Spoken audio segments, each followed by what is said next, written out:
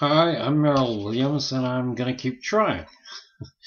The Legionnaires disease, as found in Edinburgh, Scotland, is a repeated incident, and I have been listening to and hearing the various statements from the authorities, and it looks like it's impossible for me to try to combat all the years of indoctrination of the theory that this is a bacterial problem. It's not.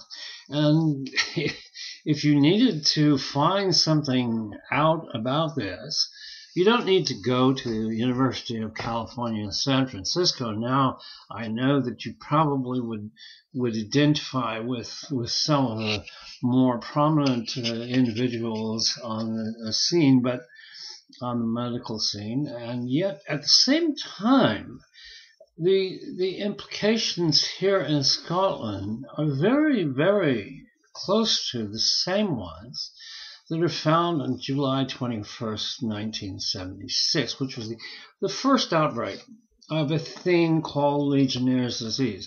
Now, what I'm hearing and what I'm seeing from the authorities in Scotland is an amazing replication of the same kind of ignorance that came out of the incident, the first time, by the way, that a new disease comes around. And it's bacterial in nature. Then you see all of this study that goes into the formation of the idea. At the Bellevue Stratford, this was a cruel illness that came about. There's an enormous amount of information that is available, which it puts into perspective how this is related to a development of freon and a contamination of the kind that is similar to mustard gas. I'm not just one individual out there coming to the conclusion. This was a conclusion that was reached by some people. They were very interested in coming to a truthful solution, not looking at a petri dish and finding a bacterial problem. Now, I know for 30 some odd years, 35 years, it's been the code, and it's certainly been covered up very well. You know, CDC made its analysis. The people from DuPont, which made this freon agent, have certainly put up a blocking position for years. It's not them. It's not the freon. But in reality, what you see is this repetition of a disease that suddenly struck in 1976, and the conditions for that disease. Well, you know that this has been ingrained in the formation of a defense for the tobacco industry, and particularly for what's called the G13 formula, and that is the elimination of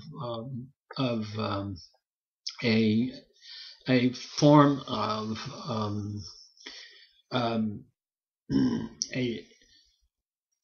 a form of gas which was freon liberated into the environment, and then the debate that I've tried to put forth is that you have to look at some of the reality rather than just simply accepting, oh, they've got a bacterial problem. And maybe it's okay that you accept this, but the reality is it's so absurd to continually look at the values that you're stating from repeating the same mistakes that you made before. You're calling it's sort of been canonized by the medical community because the CDC in 1976 determined, oh, it's a petri dish, it's a bacteria, but it only comes about in once in a while, and it affects certain people, and it's just that it's not it has nothing to do with what might be realistically something of the kind that is called to debate during the hearings in 1977, where you have a pretty good position on what was really happening. And in listening to some of the authorities talking in Scotland about what happened years ago, there's even a number given for the history of the Legionnaires who were at the convention in 1976 as 14. Listen, this was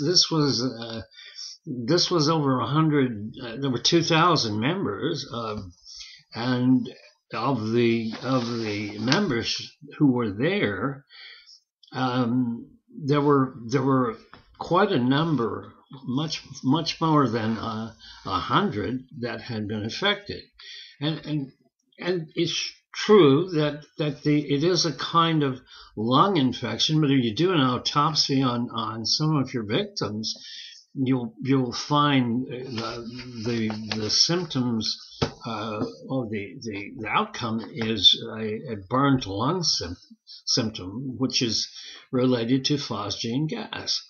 And I'm just simply saying, okay, so we have a conspiracy in 1976. What's the point of actually finding out what causes this? Well, the point is that you're looking at a cooling tower, but you're not pointing to old Freon, and the explanation is simply, something of is a mystery, a total mystery. It's not a mystery. It's been written about. It's out there. The documentation is valid. I know why the people in the community, which represents the anti-tobacco unity. I know why these people haven't done anything or said anything about this, or ever said anything, simply because they bought this. Whereas in 1992, when I was looking for it, it was on the coding sheet for a reason. Freon was on the coding sheet for a reason, and I found it. I found it under the Legionnaires disease, and there was everything that would implicate the tobacco industry and the people who developed the diseases, and the numbers were quite striking. But the reaction of the tobacco companies, particularly Brown and Williamson, a subsidiary of BAT Industries, which is down the road from Scotland, just there, and not too far down the road in Southampton, you have the information that they actually knew that this theory of working with expanded tobacco produced the same thing as Legionnaire's disease. As a matter of fact, it's actually used in expanded tobacco, and there's freon inside the tobacco product. Now, how do you get to a once in a lifetime disease, and suddenly it appears in 1976, and you know it, and you've never seen it before? Oh, you can call, oh, there was something else that might have been close to this, swine flu or something like that. It is a pneumonia type thing. But then again, when they used it in World War I, they knew exactly what they wanted to get out of it. They wanted burn the lungs, to sear the lungs, and when you do an analysis of the facts in terms of the presented facts in 1977 hearing, you could come to the conclusion that there's an opposite. There's a very difficult turn that you have to make in order to say this is bacterial in nature. And that's what everyone says. That's what all these authorities are saying. They're saying, "Oh, it's bacterial," and they've been saying it for years. So it's sort of like Goebbels. If you say it enough, you're going to get it. And of course, they've canonized it in the medical community. This is what it is. It's just a form of pneumonia. Well, yes, but it's caused by something. It's not caused just, and it doesn't appear very frequently. Well, how do you explain that? This was a vast conspiracy in 1976. No question about it. The information was available. It was not going to be put out for anybody to catch. It was very sensitive because you were dealing with a very important chemical company, and DuPont, and you were dealing with a very important part of the development of tobacco and expanded tobacco product, which has a code name, G13, and Brown and Williamson, and the actual patent is available for you to examine. So when you think about the reality of these really mature and educated people coming up with the same thing over and over the years, and you've got nobody who's actually going to stand up and say, well, there's something out there, and it's been out there for years, certainly since 1994. You've had an opportunity to look at the records, and you haven't looked at them. And you look it up, and nobody cares. Nobody really cares to change the disposition of where this disease comes from. Okay, I don't believe that it's appropriate for anyone to accept the knowledge that is exacting in terms of what the tobacco companies are trying to hide. They're still trying to hide it, I'm sure. What the process of G13, the use of Freon, expanded tobacco, they freeze it, they cut it up. After and then this is liberated into the environment. Well, that's enough to cover up. Well, the point is that the conditions are often found in the same kind of environment as you find it in the Edinburgh case. A cruise ship, once in a while, you'll find this. But someone, at least, should have a remarkable kind of interest in trying to find out the truth. I know that people have been involved in this and trying to show the connection between phosgene gas and the liberation of this product called Freon. But the new Freon is supposed to be different, so that's not an issue. However, it is so apparent that this was a conspiracy in 1976, and it's so apparent that everyone is repeating the same thing. Everyone is repeating the same thing. Oh, it's a bacterial problem. These wonderful medical people from University of California, San Francisco, from Edinburgh, people who will show you how these bacteria will form. It's not a bacteria. It's not a bacteria. It's caused by a chemical, and it's caused by the same thing that created mustard gas.